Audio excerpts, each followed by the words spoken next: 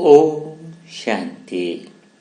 आज 31 अगस्त की बाबा की मुरली के महावाक्य का वरदान है। स्मृति के स्विच द्वारा स्वकल्याण और सर्व का कल्याण करने वाले सिद्धि स्वरूप भव।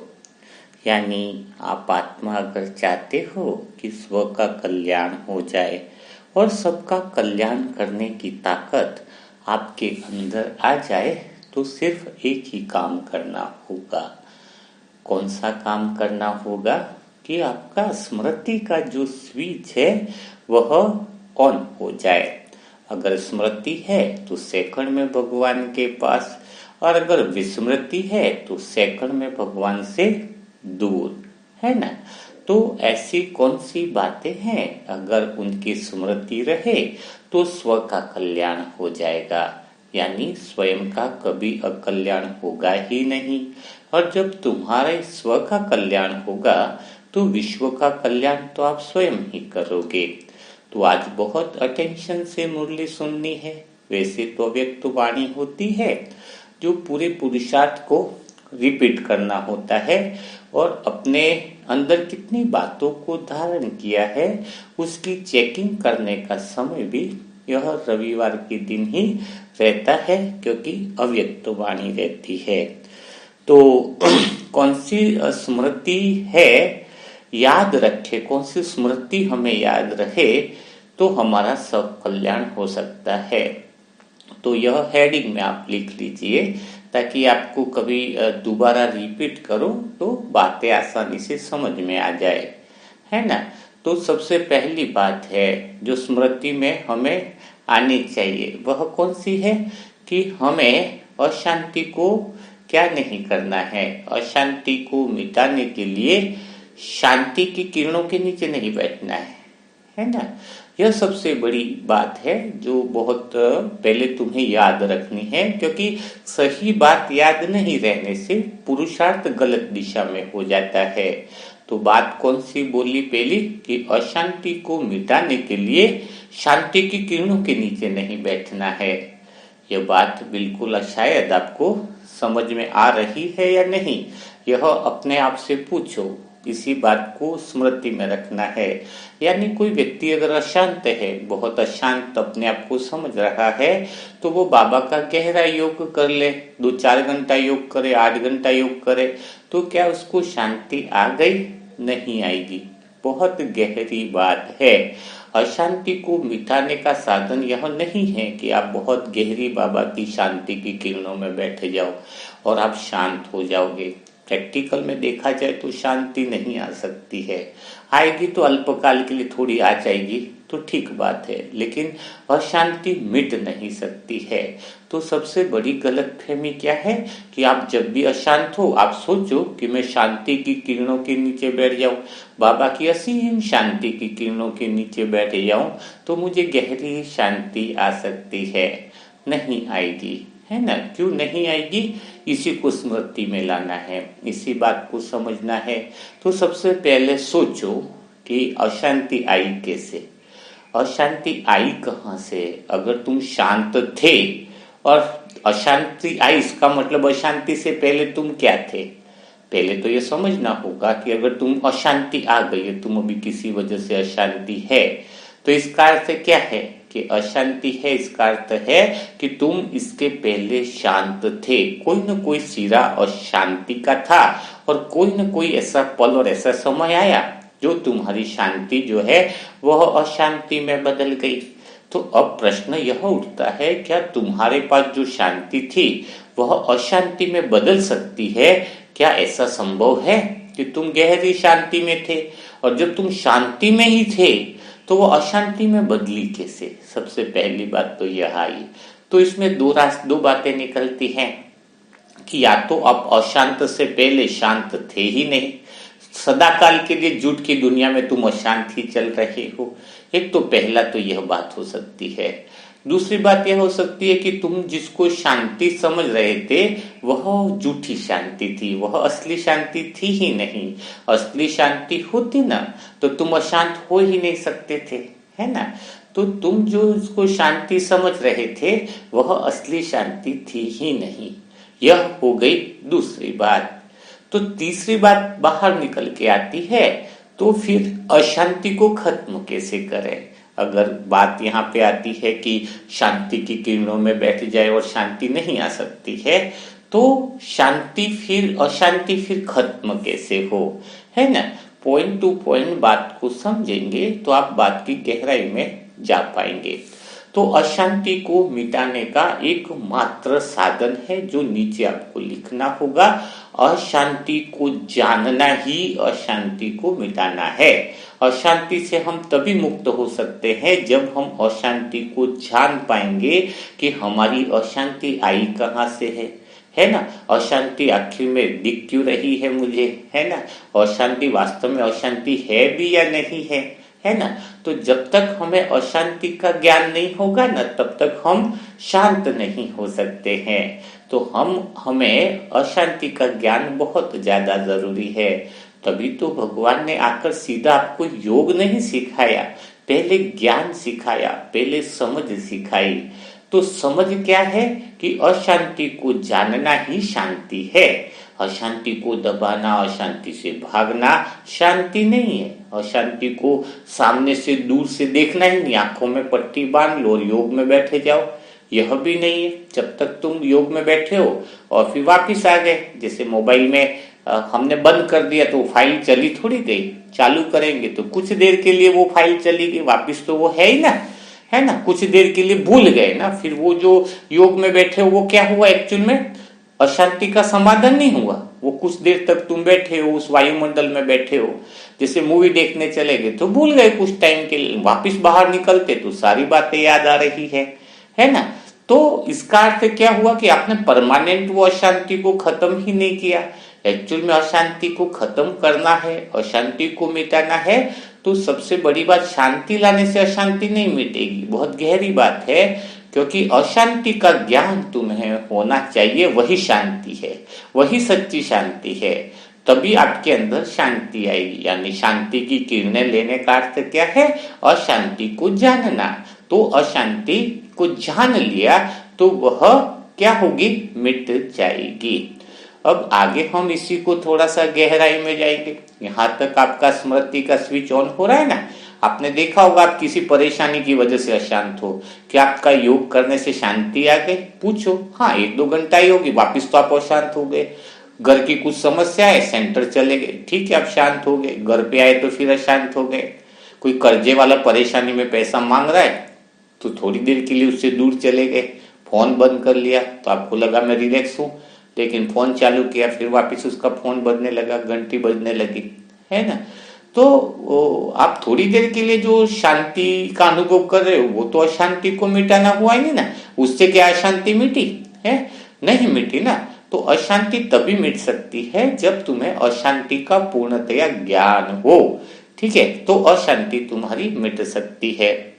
अब आगे हम थोड़ा सा गहराई में जाएंगे कि फिर अशांति का ज्ञान क्या है, अशांति को जाने कैसे। पूरी तरीके से अगर हम अशांति को जान लेते हैं तो तुम कभी अशांत नहीं हो सकते, है ना। तुम्हारा स्मृति का स्विच आज जग रहा है। बाबा तुम्हें स्मृति दिला रहे हैं कि मेरे प्यारे लाडले बच्चों, तुम अशांति को जान लो।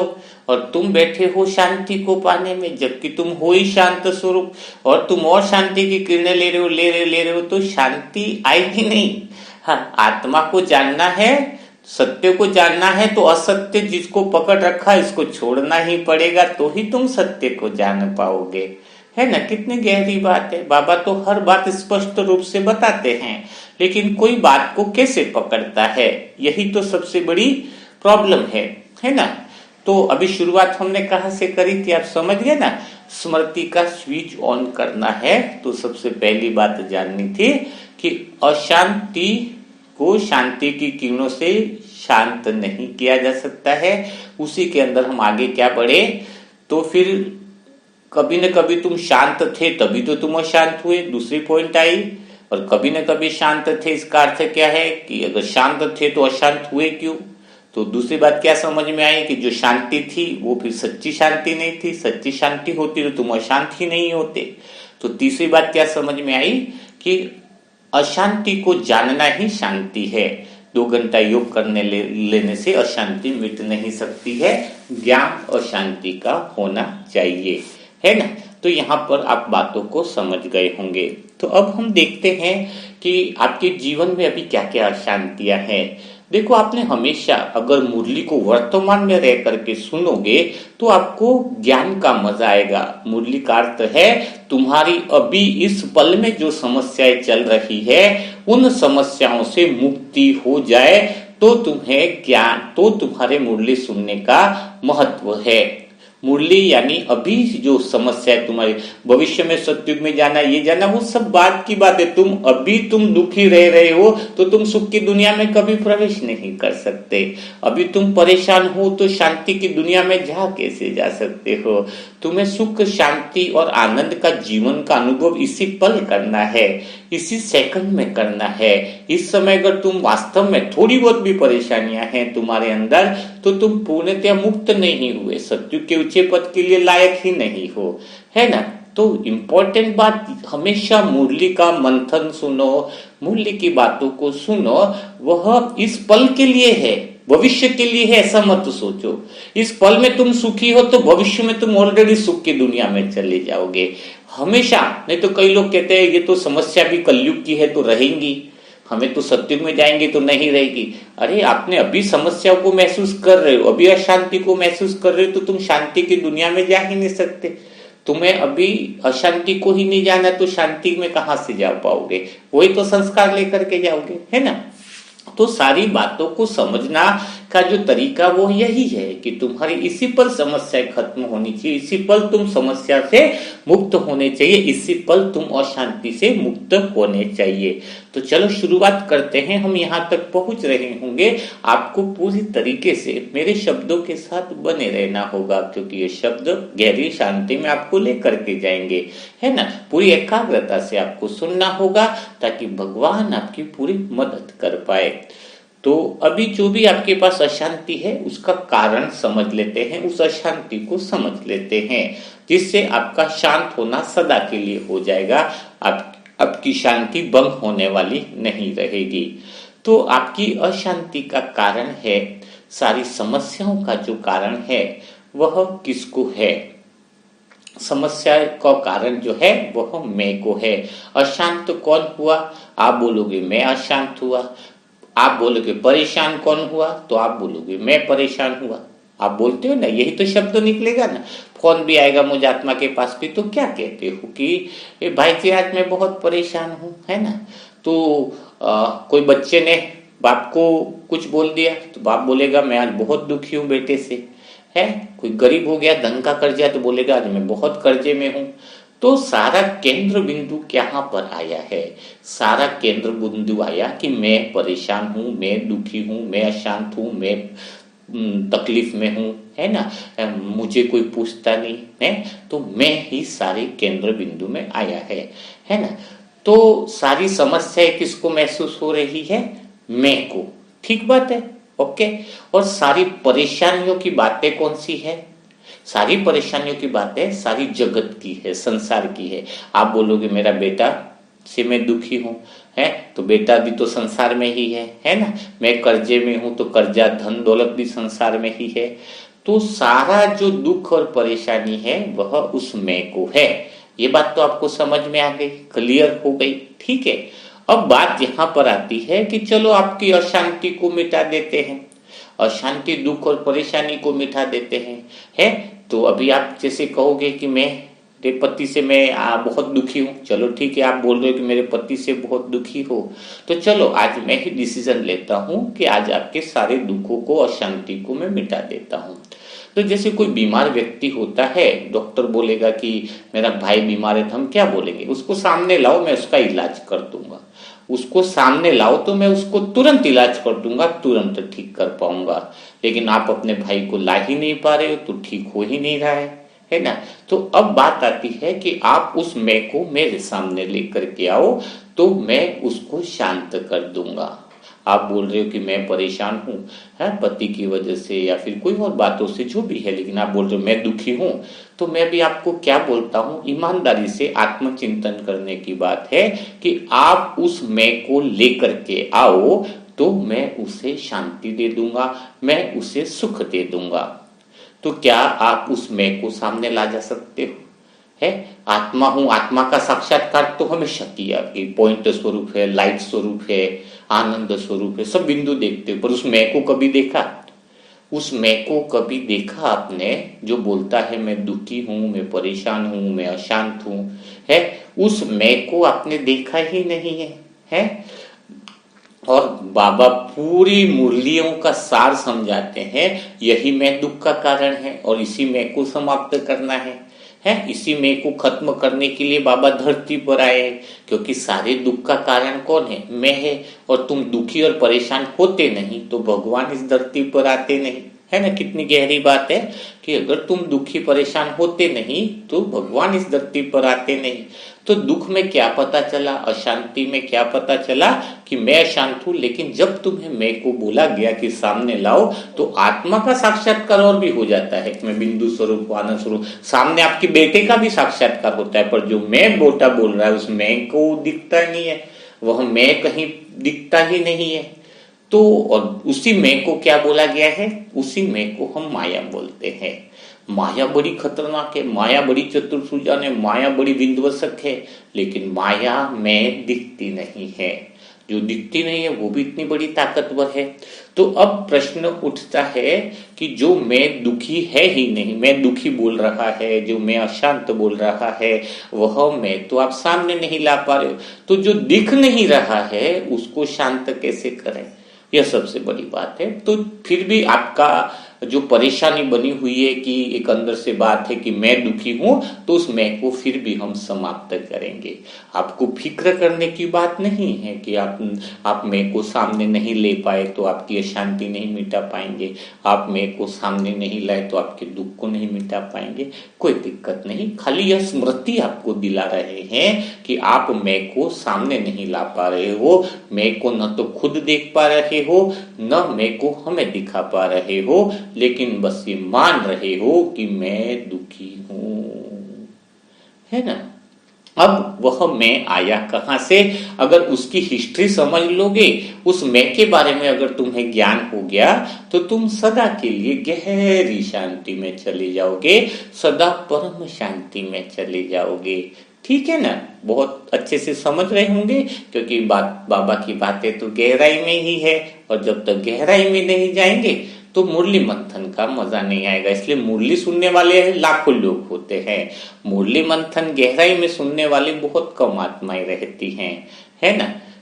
तो अब बात यह है कि मैं को समाप्त करेंगे तो अशांति सदा के लिए समाप्त होगी। अगर मैं खड़ा है तो अशांति तुम कितने भी ज्ञान की किरणें ले लो, कितने भी योग की किरणें ले लो, लेकिन तुम्हारे अंदर शांति आ नहीं सकती है।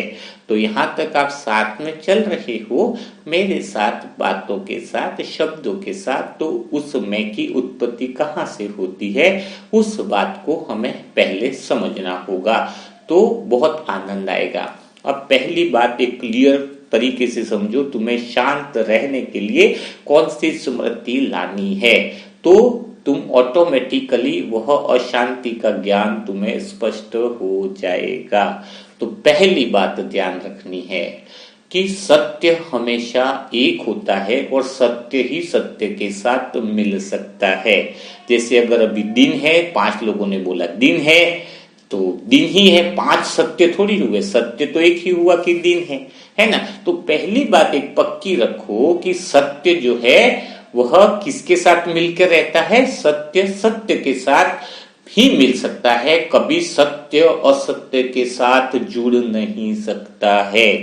क्या समझ में आया आपको कि कभी भी सत्य असत्य के साथ जुड़ नहीं सकता है? मन सत्य है तो आत्मा सत्य के साथ मिल जाता है, और जब दो सत्य एक, कभी दो सत्य तो रहेंगे नहीं, 2 दिन तो होंगे नहीं, दिन तो एक ही होगा ना, चाहे अमेरिका में भी दिन है चाहे यहाँ दिन है, दिन तो एक ही होगा ना। तो मन जब आत्मा में मिल जाता है तो सत्य एक जैसा हो गया कि भाई मैं आत्मा हूं बोलने की भी जरूरत नहीं है, सिर्फ आत्मा हूं, ये मैं आत्मा तो अनुभव करने के लिए लोग बोलते हैं, है ना। दिन भर रटने की तो बात नहीं है न, ये तो अंडरस्टैंडिंग की बात है। इसलिए बाबा बोलते हैं कि मैं आत्मा अनुभव करो, रटने का बात नहीं है। तो दो सत्य एक सत्य हो गया, मन भी सत्य है आत्मा भी सत्य है, तो मन आत्मा में लीन हो गया, है ना। एक तरह से हम उसके जैसे हो जाते हैं, सत्य अगर उसके साथ मिले तो सत्य जैसा हो जाते हैं। अभी बाबा के समान होंगे तो बाबा क्या कहते हैं कि बाप समान होना। जब हम अपने सत्य को जान लेंगे तो भगवान हमसे अलग नहीं है, न हम आत्मा उससे अलग है ना, हम भी उसके जैसे। इसलिए कई बार लोग कहते हैं कि आत्मा परमात्मा में मिल गए, ऐसा नहीं। सत्य का संग करने से दूसरा भी सत्य जो है वो सत्य का ही संग कर सकता है, कभी सत्य असत्य का संग कर नहीं सकता है। तो अब बात क्या हुई, मन है सत्य, तो उसने असत्य के साथ अपना चिपकाव कर लिया है। असत्य क्या है, शरीर असत्य है, इसके साथ चिपक गया और क्या बोलने लग गया, मैं का निर्माण हो गया चिपकने से कि मैं शरीर हूं, है। मन तो सत्य के साथ ही चिपक सकता है, और मन अभी कौन से भ्रम में आ गया, शरीर के साथ चिपकने से कौन सा चीज पैदा हो गई, एक भ्रम पैदा हो गया कि मैं शरीर हूं, है। तो दूसरी शरीर और शरीर के कई सारे साधन आपसे चिपक गए है, मैं इंजीनियर हूं, मैं बाप हूं, मैं बेटा हूं, सब चीजें चिपक गए आपके मन से। और मन है सत्य, और असत्य चीजें उससे चिपक नहीं सकती है, असत्य चीजें उसके साथ चिपक ही नहीं सकती है। यह बात गहराई से आपको समझनी होगी, और यही बीच में असत्य चीजें चिपकने से मैं का निर्माण होता है, जो मैं पूरी तरीके से भ्रम है ही नहीं। मैं शरीर हूं बोलूं तो मेरा मन तो शरीर के साथ चिपक ही नहीं सकता, तो मैं आया कहां से, यह मेरा भ्रम है कि मैं शरीर के साथ चिपका हुआ हूं, मैं ही शरीर हूं, तो यह मैं का निर्माण हुआ। तभी शरीर जब छूटता है तो क्या मन सत्य असत्य चीज को लेकर के जा सकता है कि मैं इसका बेटा हूं, मैं इसकी पत्नी हूं, ये चीजें स्मृति में भी क्यों लेकर के नहीं जा सकता मन। शरीर छूटता है तो सब कुछ भूल जाता है ना। थोड़ा सूक्ष्म शरीर रहेगा तो थोड़ी स्मृति रहेगी, सूक्ष्म शरीर के साथ है ना जुड़ा, तो भी सोचेगा कि मैं शरीर हूं। दूसरा शरीर मिलते ही तो स्मृति बस सेकंड की भी स्मृति नहीं रहती है उसको, है, एक सेकंड की भी स्मृति ही नहीं है। तुरंत उसी गली में पास में इंसान मरा है और उसी का जन्म अगर इस घर में हुआ है तो पास वाले घर में इसने बिल्डिंग बनाई, सारी मेहनत करी है, लेकिन एक सेकंड में वो भूल गया। डॉक्टर बनाए तो पूरे एमबीबीएस करी, बराबर नौकरी लगी और उसका एक्सीडेंट हो गया, वापिस दूसरे घर में जन्म लिया, फिर से एमबीबीएस की पढ़ाई कर रहा है, वो पढ़ाई भी वो उसकी नहीं है। तो मतलब देखो, जैसे ही शरीर छूटता है तो मन तो सत्य है, आत्मा सत्य है, तो भला असत्य चीजों की यादें भी नहीं ले जा सकती है, और असत्य चीज की स्मृति भी साथ में नहीं ले जा सकती है कि मैं इंजीनियर हूं, वो चिपक ही नहीं सकता मन के साथ। मन है सत्य, दुनिया है असत्य, शरीर है असत्य, असत्य यानी जो पल पल बदलता रहता है, निरंतर जिसके अंदर बदलाव है, जन्म हो रहा है, बूढ़ा हो रहा है, ये हो रहा है।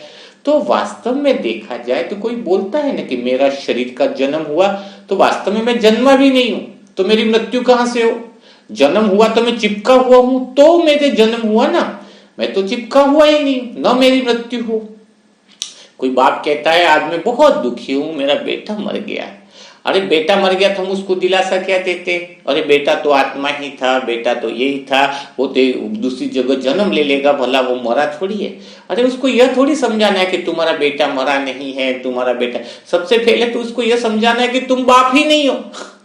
जब तुम बाप ही नहीं हो, तुम हो, तुम्हारा मन, तुम्हारी आत्मा हो तुम, है, जब तुम बाप ही नहीं हो तो वो बेटा कहां से हुआ।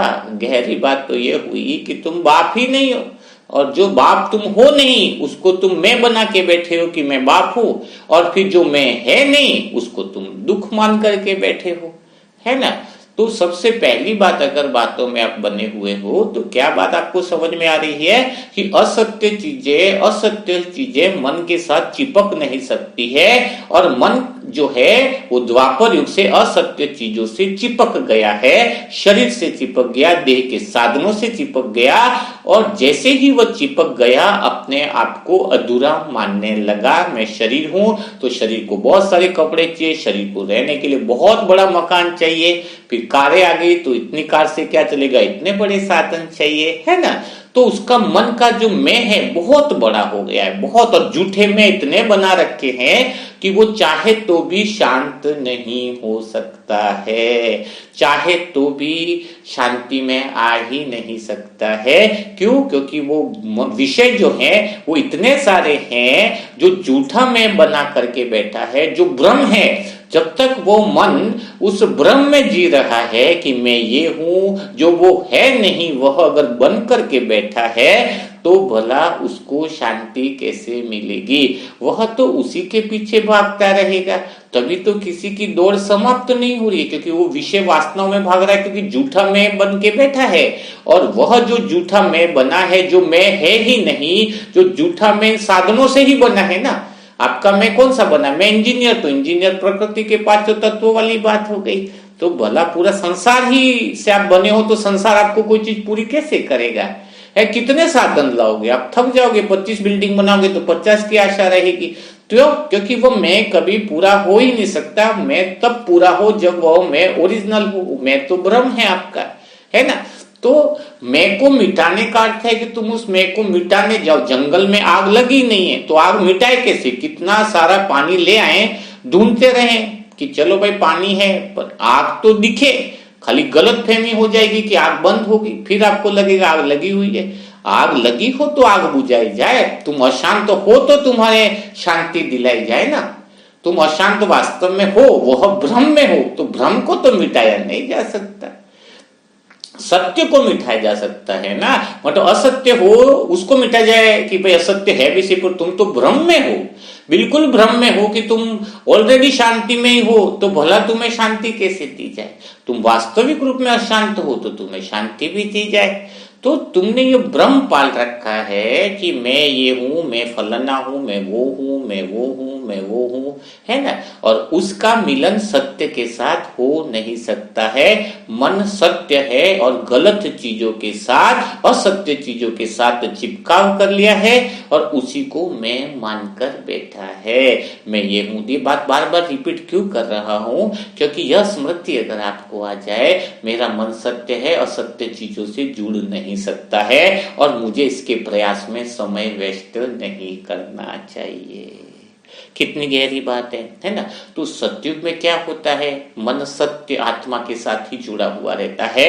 मन किसी भी असत्य चीजों के साथ चिपकाव नहीं करता है, किसी भी असत्य वस्तुओं के साथ उसका चिपकाव नहीं होता है। और चिपकाव नहीं होने से झूठे भ्रम का मैं का निर्माण नहीं होता है। संसार में रहते हुए भी प्रकृति की सौंदर्य सभी चीजें रहती है, लेकिन मन का जो सत्य ओरिजिनल स्वभाव है, मन का जो वास्तविक स्वभाव है, वो सत्य की तरफ है। सत्य की तरफ ही उसका प्रेम छुपा हुआ है। उसका अंतर मन हमेशा सत्य की तरफ ही जाना चाहता है। सत्य की तरफ जाकर ही उसको खुशी मिलती है, उसको परम आनंद सत्य की तरफ ही मिल सकता है। तो अपने को देखना होगा कि मुझे सत्य की तरफ प्रेम कितना है, सत्य की तरफ आनंद कितना है। जब मन सत्य की तरफ प्रेम करने लगेगा तो सदा शांत रहेगा, कभी अशांत, कभी शांत नहीं रहेगा। मन सदा शांत रहेगा। अभी तुम जिसको शांति समझते हो वह शांति का चिपकाव है। जैसे संसार में कोई मैं इंजीनियर बन के बैठा हूं तो इंजीनियर का प्रमोशन हो गया तो सुख मिला ना, वह सुख है ही नहीं। तुम्हारा मन तो इस संसार के चिपकाव के सुख और दुख से न्यारा है। यह बात समझ में आनी चाहिए। यह मन क्या है? संसार के सुख से भी चिपकाव किया है तो भी तुम गलत हो, क्योंकि तुम फिर दुखी होंगे और दुख को मिटाने के लिए फिर सुख की तरफ भागोगे तो कौन सा रास्ता अपनाओगे? जो झूठा मैं बना है वही अगर शांति खोजे तो वो कौन सी शांति खोजेगा? पद के प्रमोशन की खोजेगा, है? बेटा से दुखी है तो बेटे को और 2-3 बिल्डिंग बनाने की सोचेगा, है? बेटा कुंवारा है तो शादी करने की सोचेगा। तो झूठा जो मैं बना है वो शांति कहाँ ढूंढेगा? इस संसार में ढूंढेगा, और जितनी शांति ढूंढेगा उतना ज्यादा अशांत होगा। तो ये जो मन संसार में पद पोजीशन का प्रमोशन हो गया, बोले बाबा ने दे दिया, ये सबसे बड़ी गलत फहमी है। वो पोजीशन बड़ा हुआ, अगर तुम सुखी हो रहे हो इसका मतलब फिर तुम असत्य के साथ चिपकाव कर रहे हो। तो मन का अर्थ हुआ कि यहाँ के न तो सुख के साथ मुझे चिपकाव करना है, न मुझे यहाँ के दुख के साथ चिपकाव करना है, न तो मुझे यहाँ मान के साथ चिपकाव करना है, न मुझे अपमान के साथ चिपकाव करना है, न मुझे यहाँ अमीरी के साथ चिपकाव करना है, न मुझे गरीबी के साथ चिपकाव करना है ना। तो आप हो गए तटस्थ मन वाले, तटस्थ शांति वाले, तटस्थ आनंद वाले बन गए। तो कितनी गहरी बात है। सदा के लिए अशांति का ज्ञान हो रहा है ना, अभी शुरुआत है अशांति के ज्ञान की, इसको और आगे हम बढ़ाएंगे, है ना।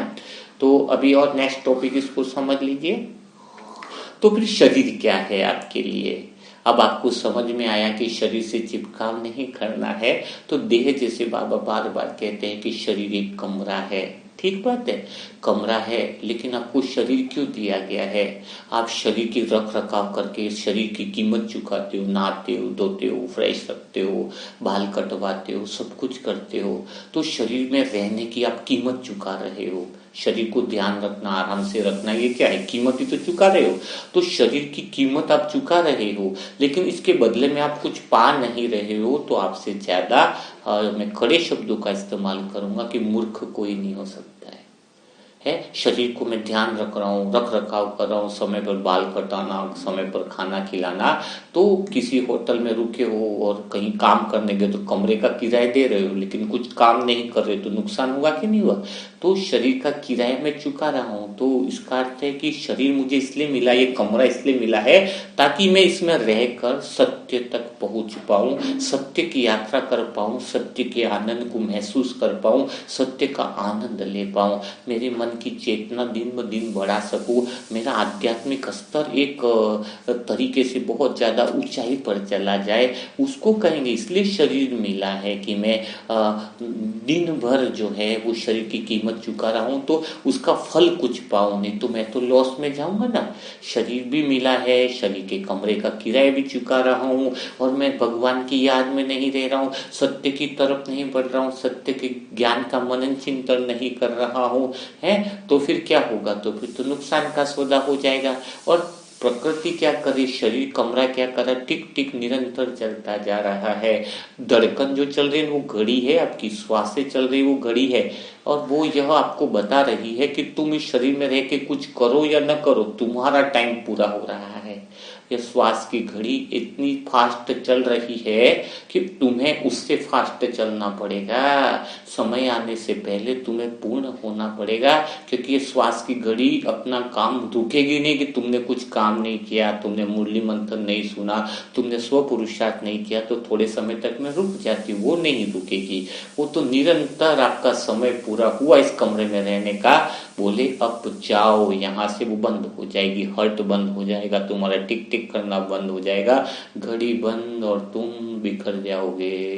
इसलिए अभी नहीं तो कभी नहीं। और जो शरीर की कीमत अदा करके भी शरीर की वैल्यू यानी कमरे की वैल्यू नहीं समझता है, तो भगवान उसको अगले जन्म में ऐसा शरीर नहीं देंगे। सोचेंगे ना, इस कमरे में रहते हुए भी इस कमरे का सही इस्तेमाल नहीं किया है, तो उसको भला ये कमरा ढंग का देने का क्या फायदा। वो उसको दूसरा कमरा देंगे, सड़ा गला कमरा देंगे। समझ गए होंगे, ज्यादा विस्तार में बताने की आवश्यकता नहीं है, क्योंकि जो भी आत्माएं इस शरीर से बहुत ही ज्यादा भोगनाएं ग्रहण करती हैं, भोग के साधनों में शरीर को संतृप्त करती है। यानी किसी जगह होटल का कमरा किराया लिया, 10 दिन के लिए काम पे भेजा, तो वहां सिर्फ उसने मौज शौकी करी, काम पूरा नहीं किया, तो दोबारा उस इंसान को भेजेंगे क्या कि भाई तूने तो इतना खर्चा किया और जिस काम के लिए भेजा वो काम तो तूने किया ही नहीं, है ना। तो वो तो क्या हो जाएगा, ऐसे इंसान को तो हम भेजना नहीं चाहेंगे। समझ गए ना बात को। तो मेन बात क्या आती है कि आप शरीर रूपी कमरे का सही इस्तेमाल नहीं करोगे तो कुदरत भी दोबारा अच्छा शरीर नहीं देने वाली है। तो तुम्हारा उद्देश्य तुम्हें ध्यान रहे कि शरीर रूपी कमरे में मैं इसलिए आया हूँ, चिपकाव करने के लिए नहीं आया हूँ। शरीर के साधनों से चिपकाव, शरीर के रिश्तेदारों से चिपकाव, पहला तो तुम्हारा शरीर से चिपकाव ही गलत है, और जहां पर मैं का भ्रम पैदा करते हो, फिर क्या कहते हो मैं बाप, फिर बोलोगे ये मेरा बेटा, ये दूसरा भ्रम, फिर मेरे बेटे बेटे की शादी करानी है, तीसरा भ्रम बेटे के लिए मकान ढूंढना है, चौथा भ्रम शादी के बाद मकान ढूंढने के बाद उसके पोता हो जाए, पांचवा भ्रम और सभी के लिए समाज में बहुत अच्छी पार्टी दे। तो ये भ्रम का संसार कितना आपने बढ़ा रखा है। जितना आपका भ्रम का संसार बड़ा है, जितना आपका मैं बड़ा है, उतना ही ज्यादा तुम्हारे अंदर अशांति है। और ऐसे अशांति वाला मैं कितना भी योग कर ले, कितना भी योग कर ले, दिन रात अमृत वेला कर ले, सब कुछ कर ले, लेकिन वो अशांति वाला मैं पकड़ करके रखा है, वो भ्रम को पकड़ करके रखा है, तो वह कभी भला शांति कैसे पा सकता है, कभी नहीं पा सकता है। तो शुरुआत ही मैंने इसी बात से करी थी कि अशांति को मिटाने के लिए शांति में बैठना नहीं है, अशांति को जानना जरूरी है। जो अशांति को जान गया वो सदा काल के लिए शांत हो जाता है, टेम्परेरी शांत नहीं होता, वो परमानेंटली शांत हो जाता है। ब्रह्मा बाबा ने सेकंड में जाना कि यह शरीर एक कमरा है, साधन जो है वह भी उपयोग के लिए है, तो तुरंत सेकंड में लगाया, सारी प्रॉपर्टी भगवान के कार्य में लगा दी, ईश्वर के कार्य में लगा दी। तो आज जन्म जन्म उनके सुधर गए, अंतिम जन्म तक इतने बेस्ट थे। बेटे ने विरोध किया तो भी कोई दिक्कत नहीं, समाज ने विरोध किया तो भी एक सेकंड सोचा नहीं, इतना सारा धन माताओं के हवाले कर दिया, खुद के पास भी नहीं रखा, माताओं को ट्रस्टी बना दिया कि तुम इसको संभालो, अब मेरा इससे कोई लेना देना नहीं। क्यों सेकंड में निर्णय लिया बाबा ने सेकंड में इसलिए निर्णय लिया क्योंकि समय की घड़ी टिक टिक बज रही थी। उन्होंने वह सब कुछ किया समय रहते वो जो कर सकते थे, उन्होंने कहते एक एक सेकंड का इस्तेमाल किया है उस आत्मा ने। तो सभी रंगों में रहते हुए भी भीतर के रंग एक ही रहा, परमात्म रंग चढ़ा रहा, सत्य का रंग चढ़ा हुआ, यानी असत्य के रंग में आते हुए भी उनको भी सत्य के रंग में रंग दिया।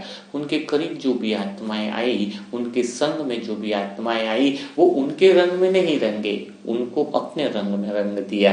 कितनी गहरी बात है। और आज हम भगवान के सहयोग में थोड़ा बहुत निकालते हैं, वो भी इतनी सारी बातें करते हैं, पूछो ही मत, है ना। भगवान के कार्य में सहयोग के लिए वो सारा दबा का दबा रह जाने वाला है, कुछ भी काम नहीं आने वाला है। और ईश्वर के अर्थ जो हम लगाते हैं वो कितना काम आने वाला है, सदुपयोग तो उसी का ही है। कोई लाखों की प्रॉपर्टी छोड़ के गया बच्चों के लिए, तो वो तो और उसमें वासनाओं में फंसने वाले और कामनाओं में। तुम ये मत सोचो कि प्रॉपर्टी उनको सुख देने वाली है, कई बार तो उस प्रॉपर्टी के लिए एक दूसरे का मर्डर भी कर देंगे, है ना। लेकिन उसका धन का सही उपयोग किया तो सही पुण्य कर्म जमा किए तो बच्चों में शायद वो पवित्रता के संस्कार भगवान इसके बदले में उनको देते। कितनी गहरी बात है। शायद भगवान उनको प्रॉपर्टियां ज्यादा न दे पर एक ऐसे संस्कार दे दे जो उनको जीने का तरीका आ जाए, जो उनको सही राह मिले। तो हमारा समर्पण क्या है ईश्वर के प्रति? क्या अभी भी हमने वो मैं को पकड़ रखा है? और थोड़ा बहुत योग करके, थोड़ा बहुत जो ज्ञान ले रहे हैं वो भी एक नया मैं बना दिया। क्योंकि हमारा जो मैं बना है ना, अहंकार, वो कुछ ज्ञान को भी पाना चाहता है और कुछ ज्ञान को पा करके वो खुश रहता है, लेकिन वो छोड़ना नहीं चाहता है दूसरे मैं को, दूसरे विषय को नहीं छोड़ना चाहता है। कहीं हम ऐसा मैं तो बन करके नहीं बैठे हैं, है ना। तो हमें असत्य की, झूठ की जो भ्रम है, हमने कौन कौन से भ्रम है जो हमने पाल रखे हैं और उसी भ्रम में हम दुखी हो रहे हैं, उसी को जानना है। यही स्मृति स्वरूप बनना है। अगर स्मृति स्वरूप का अर्थ यही है कि एक बार याद आ गया तो फिर भूल थोड़ी सकते हैं हम, यानी याद हमारी सही हुई नहीं है, हमने शांति को जाना नहीं है, इसीलिए हमें अशांति होती है ना। फिर तो सही शांति मिल गई तो अशांति, फिर उस शांति में अशांति कभी आ नहीं सकती है। और सही शांति तभी मिलेगी जब अशांति को भी पूरी तरीके से जान लेंगे। तो कहीं पर से भी आपकी अशांति के अंदर कोई ऐसा कोना नहीं बचेगा जहां से अशांति घुस सकती है, कहीं से भी नहीं घुस सकती है। नदी की वो धार से आप बहना छोड़ दोगे, किनारे लग जाओगे, भगवान तो हाथ खींचने के लिए तैयार बैठा है। आप तैयार हो या नहीं? कहीं आपने झूठे मैं को पकड़ तो नहीं रखा है? झूठा मैं तुम्हें सिर्फ अशांति देगा, दुख देगा, परेशानी देगा। झूठा मैं पकड़ करके योग सुनना, झूठा मैं पकड़ करके कितना भी मुरली मंथन सुनना, आपको वह अनुभव नहीं करा सकता है। इसके लिए ही तो झूठ को छोड़ने के लिए भी तो थोड़ा बहुत साहस दिखाना पड़ेगा, है ना। जिसने साहस दिखाया सत्य पे चलने का, उसका जीवन बदल गया है है ना। तो आपको आज का मुरली मंथन कैसा लगा, क्या क्या अनुभव हुआ, क्या क्या आपने सीखा, वो सारी बातें आप कमेंट बॉक्स में ज़रूर लिखिएगा। और जो नई आत्माएं हैं उनके लिए नंबर है, व्हाट्सएप नंबर है 7202921969। उस पर ओम शांति लिख करें और अपना पुरुषार्थ बढ़ा सकते हैं। गीता ज्ञान एपिसोड बहुत अच्छा चल रहा है, उसको अच्छे से गहराई से सुने। 4 एपिसोड निकल गए हैं, लेकिन उसको अगर आप पहले एपिसोड से सुनोगे तो आपको बहुत बड़ा फायदा होगा। और अधिक से अधिक आत्माओं को इन एपिसोडों को भी शेयर करें, ताकि वो भी फायदा उठा सके और अपने भ्रम से बाहर निकल सके।